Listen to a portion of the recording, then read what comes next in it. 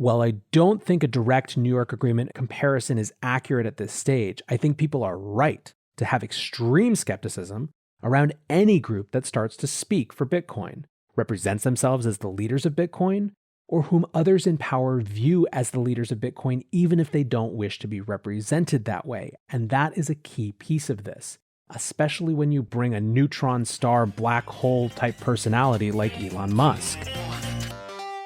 Welcome back to The Breakdown with me, NLW. It's a daily podcast on macro, Bitcoin, and the big picture power shifts remaking our world. The Breakdown is sponsored by Nexo.io and Bitstamp, and produced and distributed by CoinDesk. What's going on, guys? It is Tuesday, May 25th, and man, oh man, never a dull day around here. Here we are, just debating the nature of Chinese political actions and the implications for Bitcoin hash power globally when, like the Kool-Aid man, Elon comes kicking back down the Bitcoin door. At 3:42 p.m. Eastern Time yesterday, he tweeted, "Spoke with North American Bitcoin miners. They committed to publish current and planned renewable usage and to ask miners worldwide to do so, potentially promising." Michael Saylor followed this up with, "Yesterday, I was pleased to host a meeting between Elon Musk and the leading Bitcoin miners in North America. The miners have agreed to form the Bitcoin Mining Council to promote energy usage transparency and accelerate sustainability initiatives worldwide. Execs from Argo Blockchain, BlockCap, Core Scientific, Galaxy Digital, Hive Blockchain, Hut 8 Mining, Marathon, and Riot Blockchain were present and decided to establish an organization to standardize energy reporting, pursue industry ESG goals, and educate and grow the marketplace." Now, the markets initially seemed to like this. Bitcoin jumped about $1,500 at the time of the news. Bitcoin Twitter, on the other hand, was more divided. In fact, it exploded with debate. So much so that I tweeted, quote, "And just like that, the ESG mining conversation became the new Bitcoin civil war." It seems bombastic, but I actually think the seeds are there. But in order to perhaps take the tone down a few notches and try to ensure that that isn't the case, let's explore both sides of this.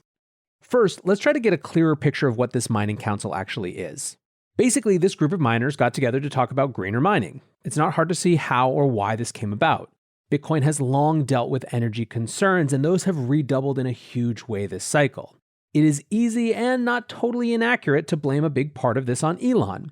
Getting Tesla in and then pulling it out was nearly guaranteed to shine an absolute megawattage light on Bitcoin environmental concerns. That said, given the broader political climate, it might have happened anyway. Mainstream business leaders like BlackRock's Larry Fink are focused intently on climate change action through business. The new US administration has also made it clear that business and the economy are going to be a venue for pushing climate-related issues. So, what did this group actually talk about? To my knowledge, there was no statement or notes released or anything like that. So in terms of understanding the conversation, we just have to piece it together from what the sources have said. We have that tweet I read above from Michael Saylor. Then CoinDesk interviewed Peter Wall, the CEO of Argo Blockchain, which is a publicly traded firm. He said, apparently over and over, that the only two things the group was focused on were 1, energy transparency, i.e. better disclosures of which energy sources were being used, and 2, improving sustainable mining practices, i.e. trying to get miners to mine with greener energy. Quote, "What we want to do is make sure valid ESG concerns about people mining Bitcoin with coal are being addressed. At this point, it's not going any further than that." So as you can see, we don't have a ton of information. Because of that, a lot of the intensity of the discussion is based around theoreticals and implications. I still think it's worth having the discussion though, even in the absence of great information. So what I want to do now is lay out a really wide breadth of arguments that I've seen people make to give you guys the tools to think about it yourself and figure out what your conclusions are or what questions you have. So let's start with the view that this is a good thing. This view is going to be based on one of a couple points. First, that Bitcoin genuinely has an energy consumption problem that should be addressed. There are, in fact, Bitcoiners out there who think that 1, Bitcoin is worth the energy consumption, even carbon-intensive energy consumption like coal, because of the benefits it brings to society, because they believe it's less energy-intensive than the fiat system, etc. While also, 2, wanting Bitcoin to move as much to renewables and cleaner energy sources as possible. These are not contrary or mutually exclusive positions for them. For this group, the council could be a force for actually moving miners in a direction they would like to see. The second viewpoint that might tend to see the Bitcoin Mining Council as a good thing are those that believe that whatever the reality of the energy mix actually is, Bitcoin has a PR and perception problem around energy that needs to be addressed. This group sees the constant attacks on Bitcoin's energy consumption as an actual problem for the industry. That could be for a number of different reasons. It could be because they want more institutions to buy in so number go up. It could be because they're fearful that sustained questions around energy consumption could lead governments to target and crack down on Bitcoin. This group believes that the PR and perception issue around energy is real. So take it together, those who think Bitcoin has an energy problem, and those who think Bitcoin has an energy PR problem, those who think both, for them, the Bitcoin Mining Council might seem like a positive step. There is also a certain temporal context to this. We're in the middle of what appears to be a crackdown on Bitcoin mining in China. Even before the latest round of comments, Bitcoin mining has been pushed out of Inner Mongolia. Now it appears that there could be a larger Bitcoin mining ban or at least some set of new policies. While we don't know exactly how this will play out, what we do know is that miners in China are taking it seriously. We know they sold a bunch of Bitcoin to have more capital to make their next set of moves. We know that many are selling big blocks of mining machines. We know that many are scouting locations in Kazakhstan, Siberia, even Africa. As that all happens, there is an opportunity to shift more of that hash power to North America and to shift more of the hash power to renewables. The timing, in other words, does not feel coincidental. It feels like a strike while the iron is hot kind of moment. Still within the Bitcoin Mining Council as a good thing column, there is another take that environmental concerns would likely, at some point, manifest themselves in some new type of US regulation. It's not hard to imagine this given how large environmental issues loom. So in this view, this group is front-running those issues by doing things like voluntary disclosures and already actively pushing for cleaner energy sources. Finally, there is a question of coordination. This, as we'll see, is one of the major concerns for folks who are concerned about the Bitcoin Mining Council. The folks who see the BMC as a net good thing, from what I've noticed on Twitter, tend to argue that 1, given the rancorousness of the FUD, given the high government battles that the FUD might entail, combating it actually needs some amount of coordination, and 2, that of all the possible coordinators, Saylor is about as good an actor as possible. So let's leave the this is a good thing side there, and now let's discuss the other side, and oh boy is there a lot of it. For this one, instead of trying to posit some grand unifying theory, I'm just going to articulate the concerns group by group that I've seen. In other words, it's very possible that some people have one but not other of these views. They're not a package deal. However, that said, the first 3 are closely related. The first, this is a bad thing argument that I'll mention is this. ESG is against market freedom. This is a critique with the entire enterprise of ESG business itself, not just the Bitcoin Mining Council. Marty Bent wrote in his daily yesterday, quote, "Bitcoin is good. It consumes a lot of energy. This is okay. The illogical moralization of electricity use is anti-human and anti-capitalistic. The ESG movement is nothing more than an empty virtue signal that enables a mass misallocation of capital that favors virtue signalers who masquerade trade-offs like the use of mass amounts of coal and slave labor to produce solar panels and wind turbines." Marty, as you can see, is pulling no punches. Alan Farrington on May 10th wrote a reminder that energy use is not evil. Quote, "Even aside from the marginal benefits to intermittent renewables, methane flaring, etc., the truly remarkable thing is that so many allegedly serious people have been conditioned to think that energy consumption is bad. Energy consumption is synonymous with human flourishing. Increased energy consumption per capita per year is correlated with and obviously causally linked to improvements in extreme poverty, child mortality, undernourishment, sanitation, education, and life expectancy, i.e. not GDP growth or other meaningless number go up metrics. That is, every conceivable non-economic measure of the avoidance of human suffering." Closely related to this is the notion that simply by engaging in the debate on the terms of the ESGers, Bitcoiners have lost the plot. In other words, this is an argument that by saying the greening of Bitcoin matters, we're giving credence to the idea that something like coal-powered Bitcoin mining might not be worth it.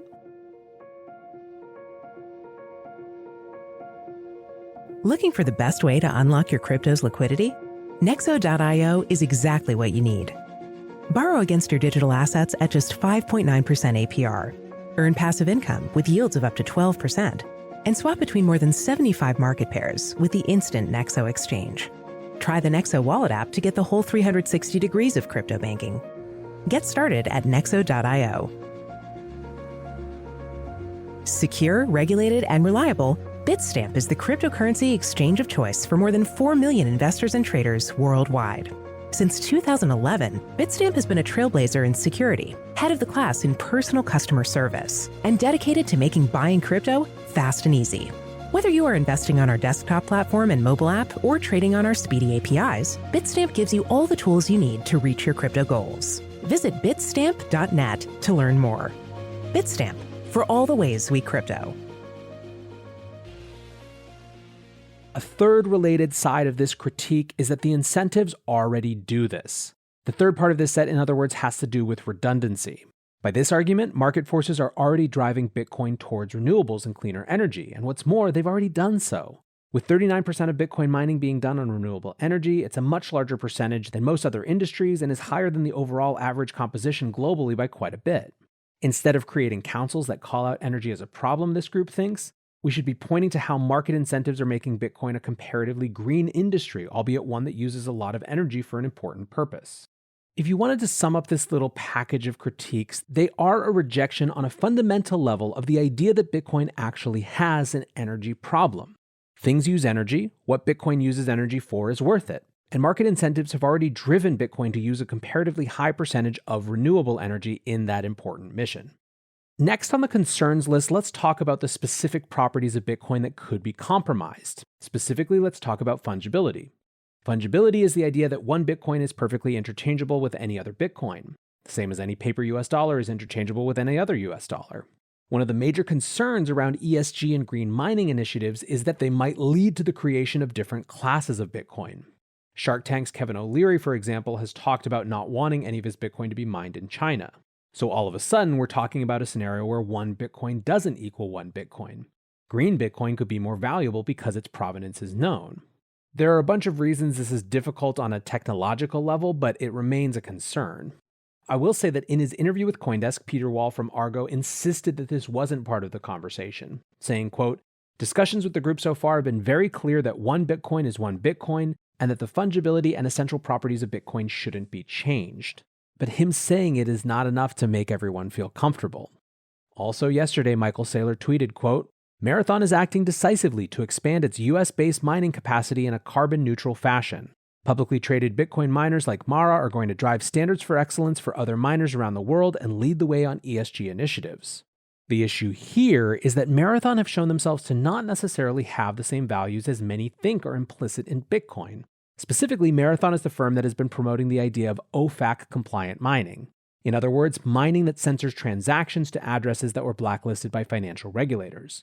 The fact that this member of the Bitcoin Mining Council has already taken the step to censor transactions on such a fundamental level has some asking, what's to stop them from also doing things like cleave apart green mined Bitcoin from dirty mined Bitcoin, especially when it might be in their financial interest to do so? This is a firm that is making big announcements about the percentage of their mining that's going to be done with renewables. Is it really much more of a leap to see them wanting the market to price those Bitcoin higher than dirty China coal Bitcoins? Now, to walk this back for a second, there are really, really strong incentives for them not to want that sort of balkanization. It is, I believe, eminently possible to be a miner who wants to mine with the greenest possible sources for both ethical and PR and even stock price reasons, while also still thinking that the fungibility of Bitcoin is sacrosanct. But it gets to the broader concern that is almost assuredly the biggest one for people who found themselves skeptical of the Bitcoin Mining Council announcement. And that has to do with power, with the perception of the cartelization of miners, with the idea of a body meeting behind closed doors to exert influence over markets, with the fear that that influence, however limited it might start, could quickly metastasize into coercion over other parts of the Bitcoin protocol, that this sort of oligarchic approach to decision-making is a Trojan horse for centralization, and that a sort of centralization creep can happen even without any of the actors involved explicitly trying to wrest control from the community. So many people are having PTSD of the New York Agreement, a meeting behind closed doors that tried to increase the block size. For those who weren't around in 2017, a significant number of corporations touching Bitcoin were parting to an agreement that triggered the most intense civil war of Bitcoin's life, ultimately leading to the Bitcoin Cash fork. The lesson of this was that Bitcoin will not tolerate centralized decision-making from a cartel of corporate interests, no matter how much they say their interests are aligned with Bitcoin as a whole. So many people who were around for that looked at this announcement and say, how could you not realize what this looks like? Then again, remember that neither Saylor nor Elon were here at that time, so maybe that isn't that surprising. So what about my take? When it comes to is Bitcoin energy a problem, either PR or real, I don't believe that the ESG lobby are all a woke mob, although that is a part of it and that part should be fought. I do agree with those who say we shouldn't concede the point that Bitcoin's energy consumption is valuable a priori, regardless of the fuel used. I think we need to be loud about this point and keep talking about why Bitcoin matters, not just how green the energy it's mined with is. Interestingly, I think Joe Weisenthal from Bloomberg got this as well as anyone when he wrote a few months ago that the Bitcoin energy debate will never be won or lost because the fundamental dividing line is about who thinks Bitcoin is valuable or not. We can't lose that line of sight, and we can't stop trying to explain that fundamental reason that Bitcoin matters, regardless of its energy mix. At the same time, I totally support miners moving more aggressively to greener energy, for whatever combination of reasons, ethics-based and marketing-based, that motivates them. North America is currently pretty under-indexed in mining, and I think having more here would be a good thing for the network and a good thing for North America. I think people who deny that there is any PR problem are failing to price in the cost of the negative environmental press cycle, as well as the potential that that turns into regulatory action. I think front-running it in this way from a regulatory standpoint and trying to win back media cycles is, hold aside any consideration of ethics or beliefs, just good business. Ultimately, the entire game theory of Bitcoin is driven by individuals and businesses acting in their own self-interest, and ESG in the current North American and European climate is in their interest. I think that direct comparisons to the New York Agreement would be significantly overstating the case. As Nick Carter put it, billionaires commandeer Bitcoin consensus with shadowy centralized closed-door cabal sounds a lot scarier than miners accounting for 10% of hash rate agree to disclose basic information that many of them were already disclosing anyway. To Nick's point, this isn't about protocol-level changes. I think the limits that they are theoretically putting on this group's mandate are, at least according to the CoinDesk piece and Peter Wall of Argo, fine, right? Energy disclosures and advocating for more green energy use. Now, while I don't think a direct New York Agreement comparison is accurate at this stage, I think people are right to have extreme skepticism around any group that starts to speak for Bitcoin, represents themselves as the leaders of Bitcoin, or whom others in power view as the leaders of Bitcoin, even if they don't wish to be represented that way. And that is a key piece of this. Even if these folks deny their role as leaders, others outside are now inherently going to look to them, especially when you bring a neutron star black hole type personality like Elon Musk. Indeed, this group in particular should cause some amount of wariness. Elon has shown himself to be a fickle friend at best. He has demonstrated over and over that the only person whose interests he truly has in mind are his own. Giving him this convening power is extremely dubious, especially because it's not like this is a dude in good standing with either regulators or the business world at large. And let's talk about Michael Saylor for a second. Michael has absolutely earned the benefit of the doubt. However, I think even heroic dip-buying Saylor shouldn't be given a full trust pass by definition. He has to some extent mixed masters. For all his roguishness, he still has a primary fiduciary responsibility to his shareholders. As he has said, entities he controls have acquired 111,000 Bitcoin. Many of those are with his publicly listed company. Because of that, he has a responsibility to keep the price of Bitcoin high and increasing. If the winds blew in a way that made it seem like a green Bitcoin separated from a non-green Bitcoin would command a premium, would he support it? Or more specifically, more importantly, would he feel compelled like he had to based on that fiduciary responsibility? As I said, Michael's earned the benefit of the doubt on this, and I'm fairly sure that he would argue that certain principles of the system like fungibility are sacrosanct, and that to compromise them for short-term gain would be the death knell of the system as a whole. But I bring it up to point out that there isn't any leader in Bitcoin that we shouldn't place the full force of our skepticism on. I think Michael would agree. There's also Marathon, as I mentioned, who have already supported censorship in the form of the OFAC-compliant mining. So let's try to sum up.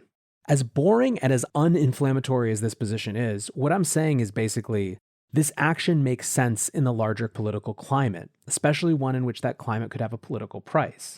So far, nothing that the Bitcoin Mining Council are doing or advocating for makes me overly concerned. In fact, I share the base ambition both to get Bitcoin actually greener, as well as to avoid these endless political battles around it, played out via media and played out via the regulatory process. If anything, the questions arise with this new formalization, because ultimately in Bitcoin, it's not just what gets done, but how it gets done that matters. The how is the story of who has the power. There are many things that a private membership group could do that would be broadly supported by the community, but they would still be being meted out by a private membership group. What would happen when that group has personal interests that diverge from the community? Right now, this is an industry-aligned association that met over a weekend and have now decided to add a layer of formality to present a stronger political front. Let's just do what Bitcoiners do best. Let's hold their feet to the fire and ensure that there's not mandate creep, that there's not centralization creep, and that there is sufficient transparency and openness about the process of it all so that individuals can decide for themselves how supportive or worried they should be. Anyways, guys, it turned into a bit of a long one, but obviously this is on the top of everyone's minds right now. So I hope you enjoyed this and let me know what you think. Hit me up on YouTube, on Twitter, wherever you can find me. And until tomorrow, guys, be safe and take care of each other. Peace.